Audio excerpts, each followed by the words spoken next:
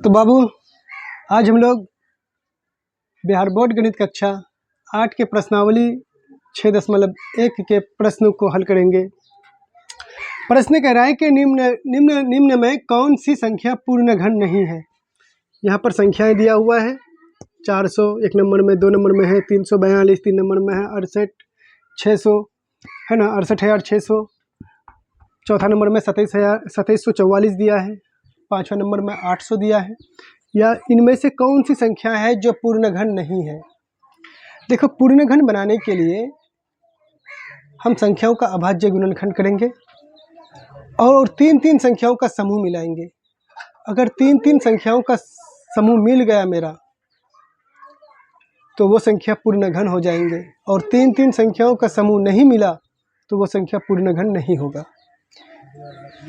जैसे कि आपको हम एग्जाम्पल के तौर पर बता रहे हैं, ठीक है। जैसे कि उदाहरण हम आपको दे रहे हैं। 8 का अभाज्य गुणनखंड होगा मेरा, 2 से गुण चलाएंगे 4 हो जाएंगे, फिर 2 से चलाएंगे 2 हो जाएंगे, ठीक है। तो यानी कि 8 का अभाज्य गुणनखंड हो गया 2 गुना 2 गुना 2। देखो, 3 संख्याओं का समूह बन गया, 2 दूना 4 दूना 8, ठीक। तो ये मेरा पूर्ण घन है, ये मेरा क्या है, पूर्ण घन है। अगर यहाँ पर 2 की जगह कोई अन्य संख्या अगर आ जाते, 3 5 और भी कोई संख्या अगर आ जाते, तो वो संख्या मेरा पूर्ण घन नहीं होगा, ठीक है। इसी प्रकार से हम इन सारे प्रश्नों को जांच करेंगे कि कौन सा संख्या पूर्ण घन है, कौन सा नहीं है। तो देखो, 1 नंबर क्वेश्चन है मेरा 400। इसका हल करते हैं। 400 का पहला अभाज्य गुणनखंड यानी कि एलसीएम के रूप में हम इसको तोड़ देते हैं, ठीक है। 2 से चलाएंगे, लास्ट में 0 है तो हम 2 से चलाएंगे। 400 का आधा हो जाएंगे 200, फिर 2 से चलाएंगे, 200 का आधा हो जाएंगे 100, फिर 2 से चलाएंगे, फिर अगर 100 को 2 से भाग लगा देंगे तो हो जाएंगे मेरा 50, फिर 2 से चलाएंगे 25।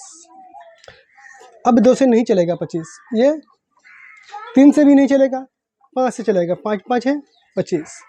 यानी कि मेरा हो गया 400 का अभाज्य गुणनखंड हो गया 1 2 3 4, 4 बार 2 आया है, ठीक है। 2 गुना 2 गुना 2 गुना 2 गुना 5 गुना 5, 5 गुना 5, ठीक है।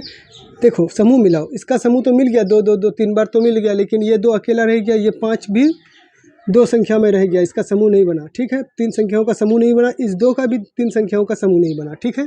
तो इसलिए ये संख्या क्या हुआ, मेरा पूर्ण घन में नहीं है, पूर्ण घन में ये संख्या नहीं है।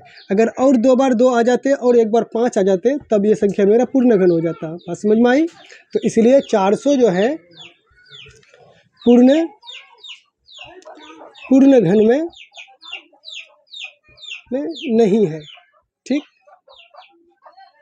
बस यही आंसर होगा, ठीक। इसी प्रकार से दूसरा नंबर क्वेश्चन देखते हैं। तो दूसरा नंबर क्वेश्चन है 342। 342 को देख लेते हैं। ये नहीं हुआ, 1 नंबर नहीं हुआ, ठीक है। 342 का अभाज्य गुणनखंड करके देख लेते हैं। लास्ट में भाज्य संख्या 2 है, यानी कि कट जाएंगे 2 से ये। तो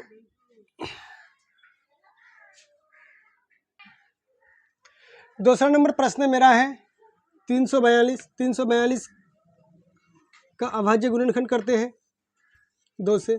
2 है लास्ट में तो 2 से कटेंगे, ठीक है। 2 1 कम 2 बचा कितना 1, तो 14 हो गया, 7 दूना 14, 2 1 कम 2, 171 आ गया, ठीक है। 171 यानी कि लास्ट में 1 है।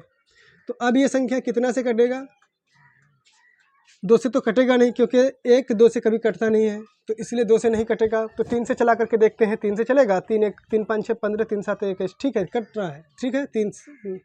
3 से कटेंगे, 3 5 6 15, 17 में 15 घट गया, 2 बचा, 21 हो गया, 3 7 21, 57 हो गया, ठीक। 57 अब कितना संख्या से कटेंगे, ये लास्ट में 7 आ गया, तो फिर 3 से चलेगा, ठीक है। 3 एकम 3 बचा कितना 2, 27 3 नंग 27 19, 19 एक अभाज्य संख्या है जो किसी संख्या से नहीं कटेंगे। 19 का गुणनखंड 1 होता है, ठीक है। 19 गुना 1 बराबर 19, ठीक है। तो इसलिए ये संख्या का जो 342 है, 342 का गुणनखंड हो गया 2 गुना 3 गुना 3 गुना 19, 2 गुना 3 गुना 3 गुना 19, ठीक है। 2 गुना 3 गुना 3 गुना 19, ठीक है। अब यहाँ देखो किसी संख्या का कोई समूह मिलता है, इस देखो 3 दो ही बार आया है और एक बार आता तो फिर कोई बात होता है यहाँ पर, ठीक है। 2 भी अकेला रह गया और 19 भी अकेला रह गया, यानी कि दोनों ये और एक यहाँ पर 19 का भी समूह नहीं बन रहा है 3 संख्याओं का, 2 का भी 3 संख्याओं का समूह नहीं बन रहा है और 3 का भी 3 संख्याओं का समूह नहीं बन रहा है, तो इसलिए ये संख्या क्या है, पूर्ण घन में नहीं है, ठीक है। तो ये संख्या भी क्या है, 342 पूर्ण घन में नहीं है, ठीक। 342 भी पूर्ण घन में नहीं है। अब आगे देखते हैं तीसरा नंबर क्वेश्चन। तो तीसरा नंबर क्वेश्चन मेरा क्या है, 68,600। 68,600 को हम बना करके देखते हैं, इसका भी अभाज्य गुणनखंड निकाल लेते हैं, ठीक है। 68,600 को लास्ट में 0 है, यानी कि 2 से चलेगा। 3 दूना 6, 4 दूना 8, 3 दूना 6, डबल 0, ठीक है। फिर 2 से, लास्ट में 0 है तो 2 से चलते रहेगा। 2 एक कम 2 बचा 1, 14, 7 दूना 14, फिर 2 एक कम 2 बचा 1, 5 दूना 10, 0, फिर लास्ट में 0 आया है, 2 से चलेगा अभी।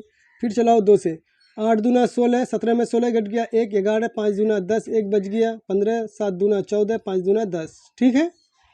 उसी प्रकार से अब लास्ट में 5 आ गया है तो 2 से नहीं चलेगा, ठीक है। 5 है ना, तो और 2 से नहीं कटेगा, तो अब इसको चाहे तो 3 से कटेंगे, नहीं तो फिर 5 से कटेंगे। पहले 3 से कटा करके देखो, 3 दूना 6, 2 बचा 25, 3 8 24, 1 बचा 17, 3 5 6 नहीं कट रहा है ना। 3 5 6 15, 2 25, फिर 3 से 25 नहीं कटेगा, तो इसका मतलब 5 से कटेगा ये। 5 एकम 5, 8 में 5 गया 3, 35, 7 5 6 35, अच्छा 7 एकम 7, 2 5 5 6 25, ठीक है। फिर लास्ट में 5 है तो फिर 5 से चलेगा। 5 तिया 15, बचा 2 21, 4 5 6 20, 1 5 तिया 15, 2 343, 343। अब ये कौन सी संख्या से कटेगा 343, 5 से तो कटेगा नहीं, लास्ट में 3 है तो 7 से कटा करके देखते हैं। 7 5 6 35, यानी कि एक ज़्यादा हो जाता है। 7 चौक है 28, 7 से चला तो 7 चौक 28, 34 में 28 घट जाएंगे, बचेंगे 6 3 63, 7 नंग 63, ठीक है। अब देखो फिर 7 से चलाओ, 7 7 है 49, कट गया। अब यहाँ देखो 68,600 का गुणनखंड क्या हो जाएंगे, 2 गुना 2 गुना 2, 3 बार है, 2 गुना 2 गुना 2, 1 2 3, 3 बार तो 2 है, 5 कितना बार है, 2 ही बार है, तो 5 गुना 5 कर दो, 5 गुना 5। उसके बाद 7 कितना बार है, 1 2 3 बार 7 है, 7 गुना 7 गुना 7, ठीक। देखो समूह मिलाओ, इसका समूह तो मिल गया, 7 7 7 का भी समूह मिल गया, लेकिन 5 का समूह नहीं मिला, और एक 5 होना चाहिए था पूर्ण वर्ग होने के लिए, ठीक है।